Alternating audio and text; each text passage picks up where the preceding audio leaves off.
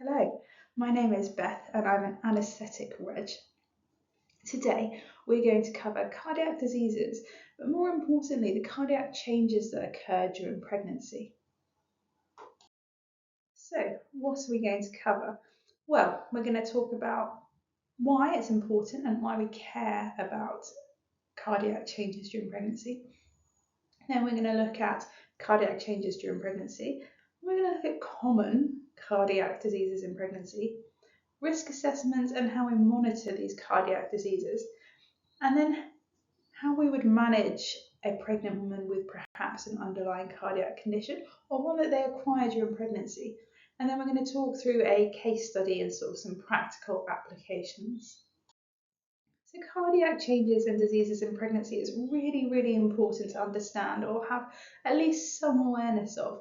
Because of the Embrace report, 275 women between 2020 and 2022 died during or up to 6 weeks after pregnancy. And we know of these 275 women, about 13% died due to cardiac diseases. So it's one of the most common causes of death in women sort of during pregnancy or shortly after. So we just need to be aware of that and think about that in our everyday practice. So, what are the cardiac changes during pregnancy? Well, pregnancy brings about various cardiac adaptations, essentially because the body now has a greater oxygen requirement. So the mother's body and the fetus create a greater need for oxygen for those developing cells. So essentially during pregnancy, two main things happen to the cardiovascular system, which results in a third thing. So first of all, you get an increased heart rate. Now, this is because if your heart is beating more often, you're able to pump that oxygenated blood more of it around the body and to the placenta and fetus. So, firstly, increased heart rate. Secondly, increased stroke volume. So simply, stroke volume is the amount of blood that's squeezed out of the heart with each heartbeat. So, you have an increase in heart rate and you have an increase in stroke volume. Now, we know that cardiac output is your heart rate times stroke volume. So, that gives us our third thing, an increase in cardiac output. So, I've written common in brackets because not many cardiac diseases are common in pregnancy. It is still uncommon, but these are more common than others. So, pre-existing cardiac disease in pregnancy. Now, I thought I would quickly go through the basic anatomy or what you would expect to see in a normal heart, and then the sort of understanding of the diseases might make a little bit more sense. So, very, very simply, I have two drawings here of the heart. So the one on the right. Now, can you see where it says SVC? So that's your superior vena cava. This brings in deoxygenated blood from the rest of the body into the right side of your heart. Now you'll notice the right side of the heart is not as big as the left, so the muscle is smaller. And that's because the right side of the heart only needs to pump to the lungs where it's going to get oxygenated. So, superior vena cava into the top of the right heart, so the right atrium, through a valve called the tricuspid valve into the right ventricle. Then the heart contracts, and this is pushed through the pulmonary valve into the pulmonary artery, and this takes the blood to the lungs to get oxygenated. Makes sense?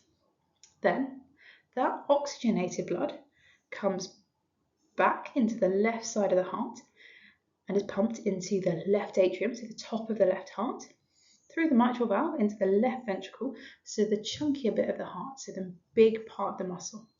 Then, with a contraction, this is pushed out through the aortic valve into the aorta and up to the brain, the arms, the body, the legs.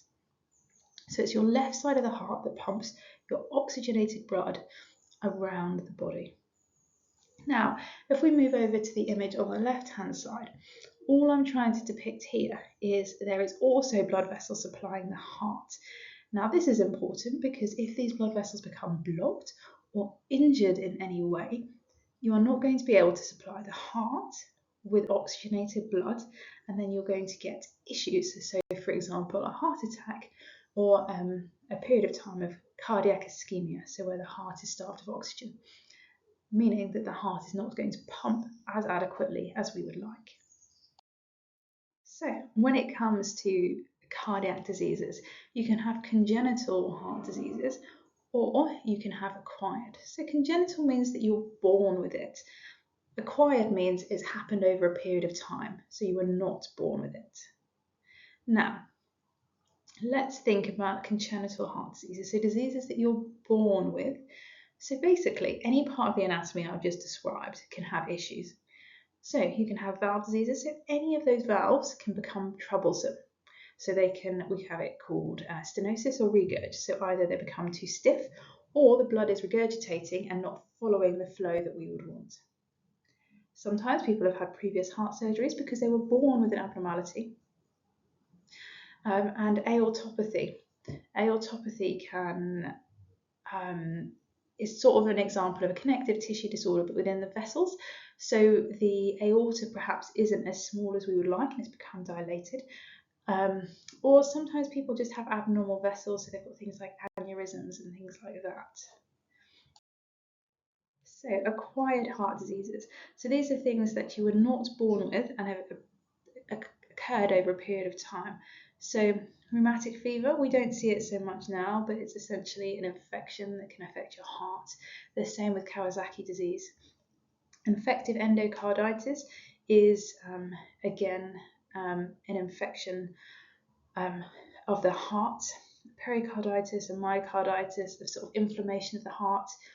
And then cardiomyopathy is quite interesting. So this can be, so the commonest one is sort of a dilated cardiomyopathy, which means that part of the heart becomes dilated, so therefore isn't functioning as well. And then another thing is cardiac arrhythmias. So some people have a slightly abnormal heartbeat. Now, the most common acquired cardiac condition in pregnancy is, of course, the hypertensive disorders. Now, we've got a whole section on hypertensive disorders in pregnancy and preeclampsia, so I won't talk about it here, but please feel free to go through that section of the website. So, risk assessment and monitoring. Now, I've given you a flavour of listing some of the common cardiac conditions and things we should be aware of. Now, if you hear any of those names or people talk about the heart, our ears should wake up and be like, oh my goodness, this could be a cardiac obstetrics patient, and we need to think about other things we can do. So I don't need you to know all of the details of all these cardiac conditions and things like that, but to just have an awareness. So if you hear about something cardiac, one, you're aware, so we escalate to the right teams, and two, we then can suggest some monitoring perhaps that should be done. So, how do we identify these high-risk pregnancies? Well, I've given you a flavour of some of the names of the conditions, but ask people, have you ever had any heart issues, any heart surgery? People are usually quite forthcoming with this because it's a younger cohort of patients, and often if you've had a cardiac history, it's something that you're quite invested in and know lots about, because it's probably not something that's been due to lifestyle factors, because it won't be traditional heart attacks, it will be more nuanced things than that. But some patients are unable to tell you their history, and there can be some telltale signs of cardiac history. So, for example, someone may be on a statin, people might be on an ACE inhibitor, so these are things like your ramiprils. They might be on a beta blocker, so bisoprolol. They might be on something like aspirin or clopidogrel. Now that's often going to raise your awareness to, oh, is this patient more likely to clot than others, as we give it to something to prevent clotting. And blood thinners. Obviously, these things are also prescribed for other conditions, but if you see that a patient is on this collection of drugs, or at least some of them, it just heightens our awareness of perhaps there being a cardiac history. Now, the most important thing with these cardiac patients who are wanting to get pregnant or are pregnant is that we need to get a whole team involved. So obstetricians are great for planning things like delivery, but we also need cardiologists involved because the heart goes under enormous changes throughout pregnancy, and a lot of the medicines that cardiac patients are on are not good for the fetus. So we need to work holistically at working out what medications and what monitoring we should do for these patients. We also need a really strong midwifery team, and midwives have such a good and important role in the care of these women, because often they might have one MDT with a cardiologist, an obstetrician, a midwife, and an anaesthetist. But then from then on, they're not getting that regular contact with these professionals, and sometimes messages get lost. So having a constant figure who's aware of their background and their plan is really, really invaluable. And then you need the anaesthetist involved, because this is going to be a planned delivery. We are never going to let a high-risk cardiac patient have a spontaneous vaginal delivery unless they're considered low risk. So how it generally works in these cardiac clinics is you have everyone there, and we identify the risk to the woman and the percentage chance of an adverse event. And then we work out how routinely we're going to monitor and what we're going to monitor. So, investigations. I know I've alluded to this earlier on, but the one investigation that we can all do and should do for anyone that we have any suspicion of a cardiac disease is an ECG. We know that it's a very easy test to do, and it gives us essentially 12 windows into the heart, so we can look and see at how the heart is doing. Then an echocardiogram is so valuable because, one, we can assess changes during pregnancy, but also it gives us an idea of the baseline function. So an echo is basically an ultrasound scan of the heart, and we can assess lots of things, including the function of the valves and the function of those left and right ventricles, so we can see how well the heart is squeezing. Because we know we want an ejection fraction above really 55%. So between 55 and 70 is normal. Now, if it's less than that, there's probably a degree of heart failure, and we need to think about how we can best manage that. Then another really important thing we just need to do for all patients is blood pressure, because if you've got an underlying cardiac disease, the last thing you want is high blood pressure. And then cardiac MRIs are sometimes considered before conception, just because it allows us to assess the state of the heart before one becomes pregnant. Now, in an ideal world, we'd have planned this labour meticulously, and everyone involved within the labour would know. But sometimes things don't happen, or sometimes people fall through the net. So this is a general plan for how to manage a general cardiac patient in labour. So ideally, you would have an induction of labour so that you can have the baby in a controlled environment with people around, not a 3 a.m. delivery. Now, early IV access is really important, because if anything happens, you want to be able to give the necessary drugs. Now, depends on your unit and how high risk this woman is, but continuous ECG monitoring potentially isn't a bad idea. And the same with an arterial line, as it allows us to see beat to beat blood pressure changes and fluctuations, and allows us to do regular blood test sampling if need be. Now, an early epidural to minimise pain. Now, the reason for this is we like really good analgesia in our cardiac patients, and we like an epidural really even before induction, because having these blood pressure spikes and tachycardia, so high heart rate during labour with the contractions, puts a lot of unnecessary strain on the heart, and that is what we are trying to avoid. So early epidural, or a planned caesarean section with regional anaesthesia, and you might even consider a combined spinal and epidural, so there's no risk of sort of pain during section. Then you really want to minimise pushing and valsalvaring. So pushing whilst holding your breath is really not ideal for these patients. Aiming for euvolemia, so we don't want to give these patients too much fluid because their heart might not be strong enough to get rid of it. And then when it comes to uterotonics, oxytocin is fine. The others are not ideal in this cohort of patients because they cause coronary vasoconstriction and high blood pressure. So if you're constricting the blood vessels in the heart for a patient who's already struggling to oxygenate that heart enough, you are going to potentially cause more damage. Now, we might have got through the delivery and we want to relax, but actually we know that these patients are high risk of post-delivery complications, and actually that risk lasts for about 6 weeks, if not more. So we need to be just vigilant post-delivery. So women who we think are at risk of heart failure or heart conditions post-delivery, we need to just have a closer eye on things. So looking at their heart rate, their blood pressure, if there's any signs of fluid buildup, so have they got crackles on their lungs, have they got ankle swelling. And it's quite interesting that actually almost immediately after delivery there's a risk of something called pulmonary edema, so fluid on the lungs. And this is simply because where the fetus is being taken out and delivered, you have a loss of that aortic cable compression.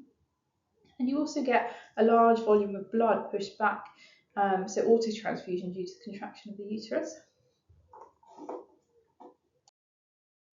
Now, I thought we could run through a case of a postpartum cardiomyopathy. So cardiomyopathy just means an abnormality of sort of the muscle cells of the heart, and postpartum being after delivery. So postpartum cardiomyopathy is actually idiopathic, so we don't know quite why it happens, but it causes heart failure because the left side of the heart, the left ventricle, is not pushing as much blood as we like. And interestingly, it can occur towards the end of pregnancy and after delivery. And there's a few risk factors to consider. The most common being sort of hypertensive disorders in pregnancy, maternal age of over 35, multiple gestations, and also genetic factors. So if someone in your family has had postpartum cardiomyopathy, you are at higher risk of it. So how does it present? Well, the classic story is, you have a 32-year-old woman who's delivered 4 days ago and has gone home, and she becomes really short breath on just small activities. So getting up from the sofa and walking to get exertional dyspnea. And then when she goes to lie down, she gets really breathless. So she starts sleeping with more and more pillows, so sitting almost upright. Also has a dry cough, and then maybe some chest pain, palpitations, and maybe some ankle or leg swelling that's newly developed. So these patients come in and you suspect something's going on with their heart. So you do an ECG and you do an echo, and it shows that the LV ejection fraction, so the left ventricular ejection fraction, is 30%. Now we know that 55 to 70 is normal. So we know this heart is not pumping effectively. So what are you going to do? Well, we're going to get other people involved, aren't we? So obstetricians will be involved, but cardiologists are also going to be involved. And I'm sure they're going to create a plan, but usually it will involve things like diuretics, because you want patients to get rid of that extra water. So you're now going to think that you've got a patient with a heart that's not pumping effectively, who's now going to be needing to go to the loo a lot more. Now, is a catheter appropriate? I don't know. It depends on the clinical status of that patient. We're also going to start some other drugs like beta blockers. Now, potentially this patient isn't hypertensive, so these can make patients feel quite woozy or lightheaded. And then because the heart isn't contracting so well, often we prescribe these women blood thinners of some type, because what we don't want is a clot getting into the heart. So, in conclusion, cardiac diseases in pregnancy are not common, but we do need to have an awareness of them because they can lead to death or significant morbidity. So there are really simple things we can do to prevent that. And the most important thing is just identifying these women. So identify those who have had a history of cardiac issues and have an awareness of the symptoms associated with cardiac diseases. So your shortness of breath on lying flat, ankle swelling, chest pain, palpitations. And if you have any doubt, do an ECG and escalate.